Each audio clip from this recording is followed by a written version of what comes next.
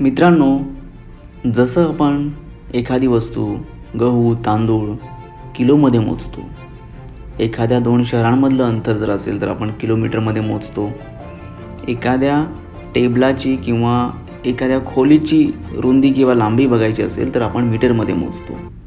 अशाच प्रकारे काळ किंवा वेळ ही तास, सेकंद, दिवस, वर्ष अशा एककांमध्ये मोजली जाते. तर या सर्वांची सुरुवात कशी झाली आणि कालगणनेचे कोणकोणते प्रकार आहेत ते आपण पाहणार आहोत आजच्या धड्यामध्ये, ज्याचं नाव आहे कालमापन. सर्वप्रथम आपल्या सर्वांचे खूप खूप आभार आपण दिलेल्या प्रेमाबद्दल आणि सहकार्याबद्दल. हे मराठीचे 4थी इयत्तेचे गणिताचे व्हिडिओ आहेत. हे आपण नक्कीच पाहत असाल आणि तुम्ही याचा उपयोग तुमच्या क्लासमध्ये किंवा तुमच्या उजळणीसाठी नक्कीच करत असाल. तर मी शिक्षकांना आणि विद्यार्थ्यांच्या पालकांना अशी विनंती करेन की तुम्ही जर चॅनेलला सबस्क्राईब केलं नसेल तर नक्कीच करा आणि बेल आयकॉनवरतीही तुम्ही क्लिक करा. याचा अर्थ असा होईल की जेव्हा जेव्हा नवीन व्हिडिओज येतील तेव्हा तुम्हाला तुरंत त्याचं नोटिफिकेशन येईल आणि अशा प्रकारे तुम्ही न चुकता तो व्हिडिओ बघू शकाल. तर मित्रांनो, आता आपण बघूया कालमापन आणि कालमापनाची सुरुवात झाली कशी.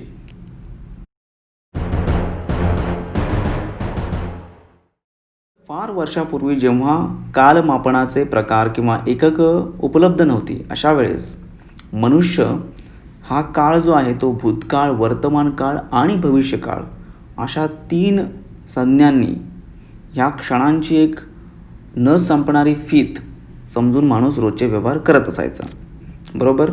त्याचप्रमाणे गोष्टींमध्ये घडणाऱ्या बदलांमुळे आपल्याला काळाचा अनुभव मिळतो. जसं घड्याळातील सेकंद काट्याची हालचाल, तुमच्या हृदयातील ठोक्यांची हालचाल, मेंदूमध्ये विचारांची हालचाल, त्याच्यामध्ये होणारे बदल आणि या हालचालींच्या आणि बदलांच्या निरीक्षणामुळेच आपल्याला काळ या गोष्टीची कल्पना समजते. त्याचप्रमाणे आज अलीकडे आपण बघत असू की घड्याळ आणि दिनदर्शिका हे कालमापनासाठी वापरले जातात. पूर्वीच्या काळी आपण म्हणू की डायनासोरचा एक कालखंड होता, त्यानंतर माणसाची उत्क्रांती झाली. अलीकडे जेव्हा आपण इतिहास बघतो तर इसवी सन पूर्व, इसवी सन अशा काळाच्या मोजमापण्या होत असतात. त्याचप्रमाणे 20व्या शतकात घडलेल्या घटना, 21व्या शतकात घडलेल्या घटना, मागच्या वर्षी घडलेल्या घटना, या वर्षी घडलेल्या घटना किंवा पुढे घडणाऱ्या घटना, अशा प्रकारे आपण काल ठरवत असतो. तर आपण सर्वप्रथम पाहूया घड्याळाने काळ कसा मोजायचा. त्यानंतर आपण बघू घड्याळाचा एक छोटासा इतिहास.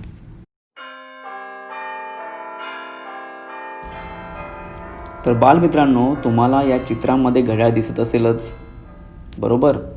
तर या घड्याळामध्ये तुम्हाला किती वाजलेले दिसतात आणि ते कसे ओळखायचे बघूया. तर या घड्याळामध्ये आपल्याला दिसतं की तास काठा जो आहे तो 1 आणि 2 याच्यामध्ये आहे. तसेच मिनिट काटा जो आहे तो 6 वर आहे. म्हणजेच किती वाजलेले आहेत, 1:30 झालेली आहेत. म्हणजेच आपण सोप्या भाषेत याला म्हणू की 1:30 वाजलेले आहेत, बरोबर की नाही.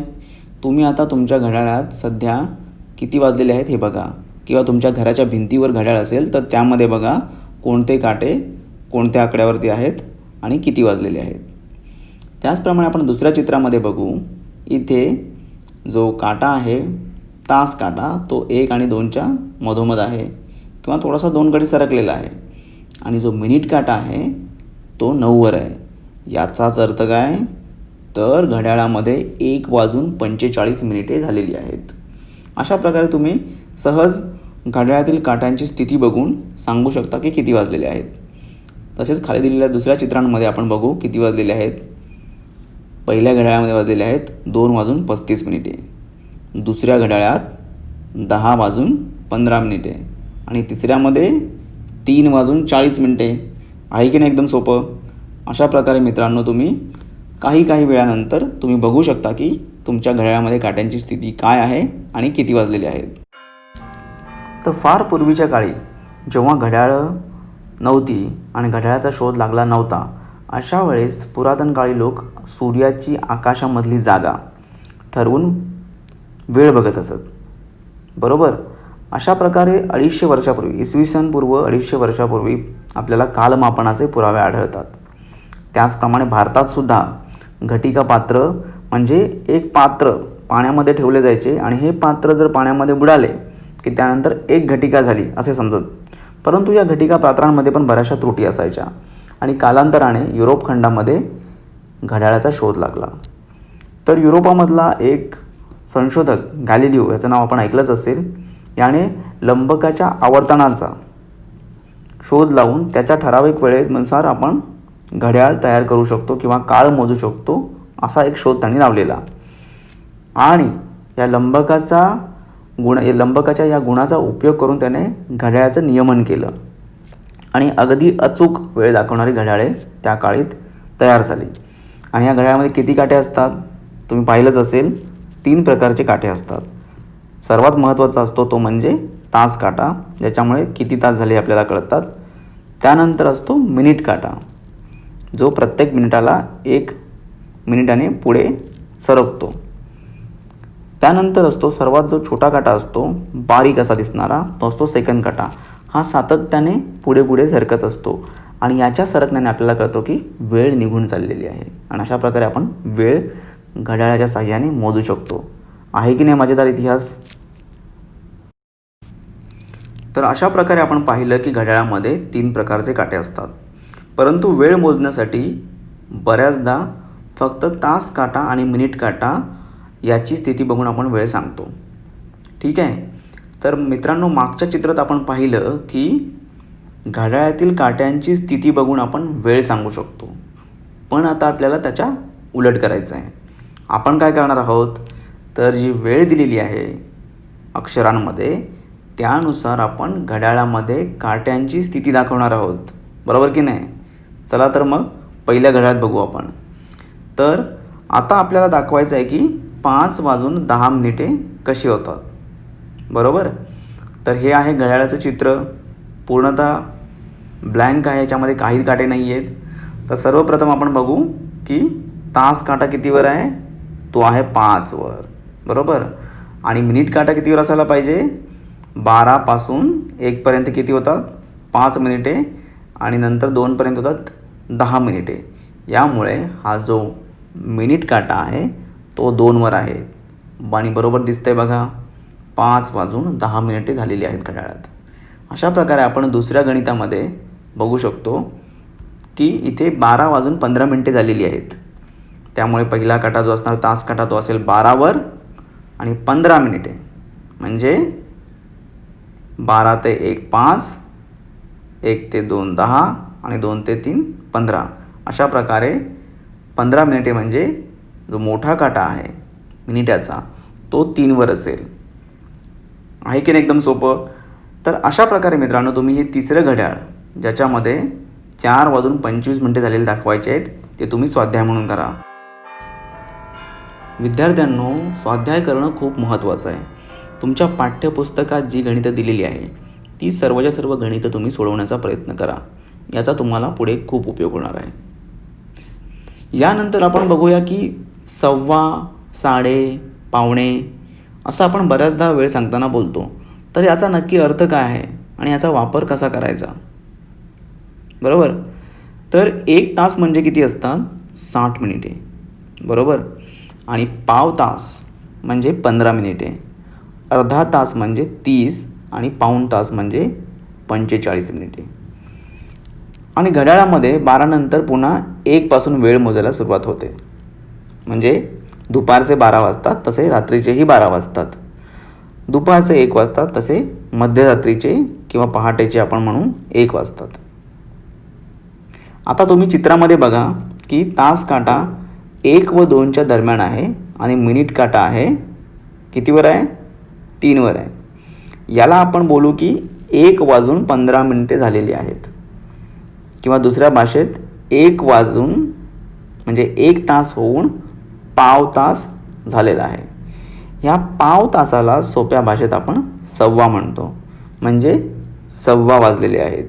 1:15, 2:15, 3:15 अशा प्रकारे आपण बाकीच्या वेळेंची गणना किंवा मापन करू शकतो. याच प्रकारे आपण जेव्हा काटा 6वर असतो म्हणजे 30 मिनिटे झालेली असतात, अर्धा तास झालेला असतो, त्याला आपण कसं बघू? या घड्याळामध्ये आपल्याला दिसतं की 2:30 झालेली आहेत. म्हणजेच किती झालेले आहेत? 2 तास आणि अर्धा तास झालेला आहे. याचाच अर्थ आपण याला म्हणू की 2:30 वाजलेले आहेत. जर काटा 1 आणि 2च्या दरम्यान असता तर काय झालं असतं? आपण म्हणलो असतो 1:30 वाजलेले आहेत म्हणून. अशा प्रकारे आपण 1:30, 2:30 आणि त्याच्या पुढची जी गणना आहे ती आपण 1/2ने करतो. 3:30, 4:30, 5:30 अशा प्रकारे. आता 1:15 आणि 1:30 नंतर जेव्हा 45 मिनिटे होतात तेव्हा आपण त्याला काय म्हणतो? 1 तास आणि 45 मिनिटे झालेली आहेत. याचाच अर्थ 1 तास आणि पाऊण तास झालेला आहे. म्हणजे तो तास पूर्ण व्हायला 15 मिनिटे बाकी आहेत. याला आपण कसे मोजतो? जर काटा 2 आणि 1च्या मध्ये असेल तर आपण म्हणू की 1:45 वाजलेले आहेत. जर काटा तुमचा 12 आणि 1च्या मध्ये असेल तर आपण बोलू किती? 1:15 वाजलेले आहेत किंवा 1:45 वाजलेले आहेत. तर मित्रांनो, अशा प्रकारे तुम्ही बाकीची जी उदाहरणं आहेत किंवा तुम्ही तुमच्या घड्याळात जेव्हा जेव्हा असं घड्याळाचा मोठा काटा हा 9वर जाईल म्हणजे 45 मिनिटे होतील तर तुम्ही ते एक्झॅक्टली किती वाजलेले आहेत हे बोलण्याचा प्रयत्न करा. 1:15, 2:15, तसेच 2:30, 1:30, 3:30, 4:30, 4:45, 6:15, 8:15, 12:15 अशा प्रकारे तुम्ही ह्या गणितांचा सराव करू शकता. तर ज्या पद्धतीने आपण घड्याळामध्ये वेळ आणि कालमापन केलं त्याच पद्धतीने मोठ्या कालमापनासाठी म्हणजे दिवसांच्या, आठवड्यांच्या आणि वर्षांच्या कालमापनासाठी दिनदर्शिका वापरली जाते. तुमच्या प्रत्येकाच्या घरात दिनदर्शिका असेलच किंवा तुमच्याकडे इंग्रजी कॅलेंडर असेल, बरोबर? मग याच्यामध्ये आपण बघतो की 7 वार दिसतात आणि उभ्या रेषेमध्ये आपल्याला आठवडे दिसतात. तर आपल्याला ही चित्रामध्ये दिनदर्शिका दिसत आहे.